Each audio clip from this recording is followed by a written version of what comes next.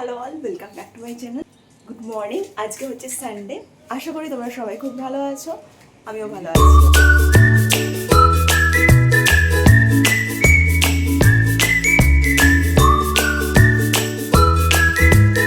কলকাতায় হচ্ছে গত কয়েকদিন ধরে টানা প্রচুর বৃষ্টি, আর কালকে হালকা রোদ উঠেছিল, কালকে স্যাটারডে ছিল। তো যে কটা জামা কাপড় শুকানো যায়নি শুকিয়ে নিয়েছিলাম। তো আজকে আবার মেঘলা মেঘলা ওয়েদার। আজকে অনেকটা লন্ড্রি করার প্ল্যান ছিল, কিন্তু আজকে মনে হচ্ছে সেটা হবে না। তো চলো সকাল সকাল চাটা আগে খাই, আর তারপর দেখি কতটা কি করতে পারি।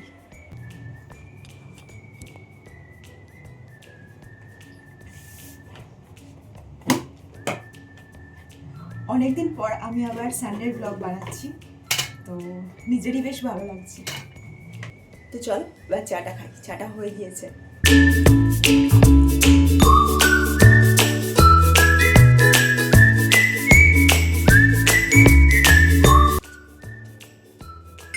এই চাটা খেলেই না একদম মুন্নারের কথা মনে পড়ে যায়। কদিন আগে ঘুরে এসেছি, তো তো এই চায়ের স্মেলটা এমনই, এই মশালা টিটা যেটা ওখান থেকে এনেছিলাম, এটা খেলেই সেই ওখানকার ওয়েদার, ওখানকার চা, ওখানকার প্রাকৃতিক সৌন্দর্য সব মনে পড়ে যায়, আর মনে হয় যে আবার চলে যাই, আবারই সামনে শীতকালে চলে যাই কেরালা। চলো আমার চা রেডি, দুজনে মিলে বসে এবার চাটা খাই। এ নাও।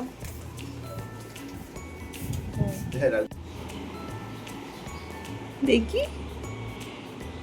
আজকে বারবির দাঁত ভেঙেছে, সামনের দাঁতটা গেছে। You are happy? নতুন দাঁত দেবে এবার।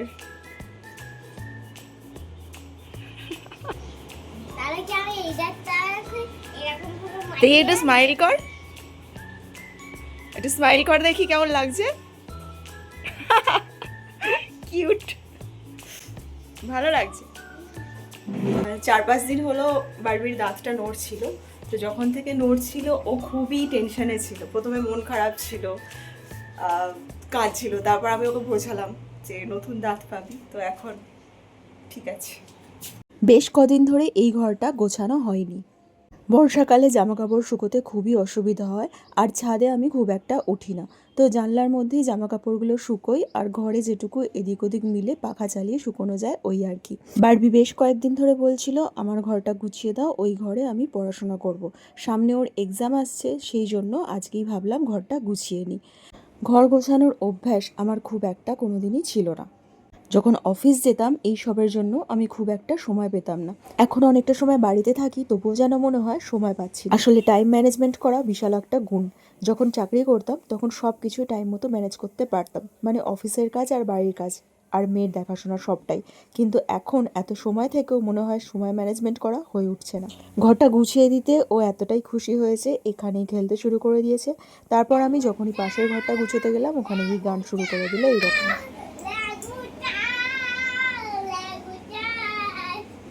যখন থেকে দুজনে একসাথে থাকা শুরু করেছি তখন থেকেই গুড্ডু আমাকে প্রচুর হেল্প করে। চাকরি করতাম তখন হেল্পটা ভীষণ প্রয়োজনীয় ছিল, হেল্প করতো কিচেনে অনেক। আর এখন প্রয়োজন না থাকা সত্ত্বেও ওর যেহেতু পছন্দ রান্নার কাজটা করা, সেই জন্য ও অনেকটাই হেল্প করে দেয়। রান্না করতে ও ভীষণ ভালোবাসে। আর এখানে বাজারগুলো আমি একটু গুছিয়ে রাখছিলাম। তো লঙ্কার শুনেছি যে ডাঁটিটা থাকে সেটা খুলে রাখলে লঙ্কাটা বেশি দিন ফ্রেশ থাকে। জানি না সত্যি কতটা কি থাকে, তবে আমি ওইভাবে রাখার চেষ্টা করি মাঝে মাঝে। আজকেও তাই রাখলাম। আর আজকে আমরা রান্না করছি চিকেন কষা। বাঙালি বাড়ি, রবিবার, চিকেন না হলে হয়।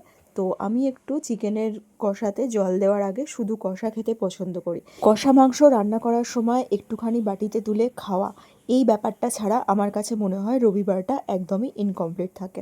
আজকে বারবির আছে ড্রয়িং ক্লাস, তো বারবি বেরোবে। খাওয়া তো এখনো ফিনিশ করেনি। আমি খেয়ে নে না, জানো, খেয়ে নে।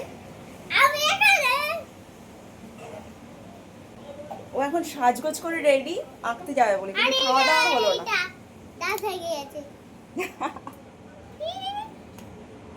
ভালো লাগছে, লুকিং গ্রেট। আমি খাবো চিকেন কষা, যেটা একটু আগেই রেডি হয়েছে। রবিবার কিন্তু এই চিকেন কষাটা ছাড়া একদমই জমে। ছোটোবেলায় যখন, মানে বিয়ের আগে, ছোটোবেলা শুধু বলবো না, বিয়ের আগে মায়ের কাছ থেকে নিতে যেতাম। আর মা যখন আমার যখন টিউশনি করাতাম, বাচ্চাদের পড়াতাম, তো তখন কখনো হয়তো এক্সামের সময় সানডেতে এক্সট্রা ক্লাস করাতে হতো, তখনও মা আমার জন্য তুলে আলাদা করে রেখে দিত। আমি লাঞ্চ টাইমে বাড়ি গিয়ে ওই কষা মাংসটাই খেতাম। মানে মাংসের ঝোলের থেকে আমার কষা মাংসটা খেতেই বেশি ভালো লাগে। তোরও তাই? তুই তো ব্রেকফাস্টই ফিনিশ করিস। এই যে আমাদের চিকেন রেডি। আজকে এসছে এই 3টে পার্সেল। একটা এসছে মিশো থেকে, এটা এসেছে ফ্লিপকার্ট থেকে, এটা আর মিন্ত্রা থেকে এসেছে এইটা। এই 3টে পার্সেলই আমি এখন ওপেন করব, বাট ফার্স্টে আমি ওপেন করব এইটা মিশো থেকে, কারণ এটা দেখার জন্য আমি ভীষণ এক্সাইটেড। কেন সেটা পরে বলছি, আগে ওপেন করি। শপিং করার জন্য আগে তোমরা বলো কী কী লাগে? টাকা, টাকা তো লাগেই। আর কি লাগে? এখন ফোন লাগে। কেন? কারণ ফোন থেকেই আমরা এখন শপিং করি।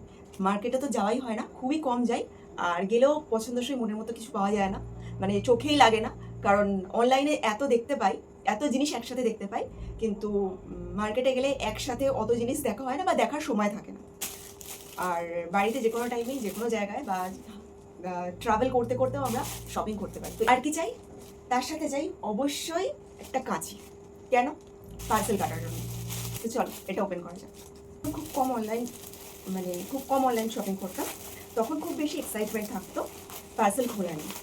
এখনও থাকে, কিন্তু তখনকার মতো না। এটাতে আছে একটা ব্যাগ। এই ব্যাগটা আমি নিয়েছি মিশো থেকে। এটা মিশো থেকে নেওয়ার একটা রিজন, কারণ সেল চলছিল। পছন্দ হয়েছিল ঠিকই, কিন্তু ভীষণই কম দামে আমি এটা পেয়েছি। এইটা বোধহয় মাত্র 100 টাকা, মাত্র 100 রুপিস। 100 টাকায় এরকম একটা ব্যাগ যদি পাওয়া যায়, কেনই বা নেব না। চলো এটা দেখি কীরকম এসেছে। প্লেন হোয়াইট কালারের, একদম একদম হোয়াইট আর একদম প্লেন, কোনো ডিজাইন এটায় নেই, জাস্ট পুরো প্লেন হোয়াইট একটা ব্যাগ। আমার একদম কিছু কিছু ড্রেসের সাথে আমার হোয়াইটের কম্বিনেশনে ব্যাগ আছে, বাট যেহেতু আমি হোয়াইট কালারের জিনিস খুব একটা কিনি না, তবুও 2-1টা ড্রেস হয়তো থাকে যেগুলোর সাথে হোয়াইট ব্যাগই ভালো যায়। তো আমি চেয়েছিলাম কম দামের মধ্যে একটা ব্যাগ জাস্ট রেখে দিতে, যাতে ইউজ করা যায় মাঝে মাঝে। তো সেই জন্যই এটা নেওয়া। তো যখন দেখলাম মিশোতে সেলে এত কম দামে পাওয়া যাচ্ছে, তো এটা নিয়ে নিলাম। কম্প্যাক্ট, ছোট্টর মধ্যে আছে, ছোট্ট সাইজ। আর এইভাবে হাতেও কেউ যদি ক্যারি করতে চায় ক্যারি করতে পারবে। এইরকম একটা লুক আসে। আমার তো এই স্টাইলটাই বেশি ভালো লাগছে। প্লেন হোয়াইট কালারের জন্য আমি এটাকে নিয়েছিলাম, আর এটা আমার প্রয়োজন একদমই পারফেক্টভাবে পূরণ করছে। তো চলো নেক্সট কি আছে দেখি। নেক্সট পার্সেল এটা মিন্ত্রা থেকে, এটা এখন ওপেন করবো। এটাতে আছে একটা ট্রাউজার।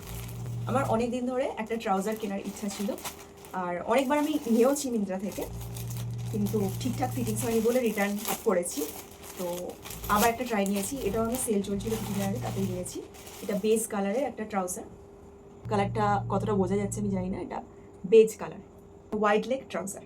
অনেক দিন ধরে আমি খুঁজছি এরকম একটা পারফেক্ট ফিটিংসের ট্রাউজার। আর এটার সামনেটা যেহেতু প্লিটেড আছে, তো এটার ফিটিংসটাও অন্যরকম দেখাবে পরলে। কাপড়টার কোয়ালিটি কিন্তু দারুণ, মানে, এবং এটা স্ট্রেচেবলও আছে। কাপড়টাও স্ট্রেচেবল হালকা, আর তার সাথে এই ওয়েস্ট ব্যান্ড যেটা, এটাও স্ট্রেচেবল। এটা যে কোনো শর্ট কুর্তির সাথে, টপের সাথে পরা যাবে। আমি বেসিক্যালি একটা শর্ট কুর্তি কিছুদিন আগে নিয়েছিলাম, মিশো থেকেই নিয়েছিলাম, তো সেটার সাথে পরার জন্য আমি এটা কিনেছি।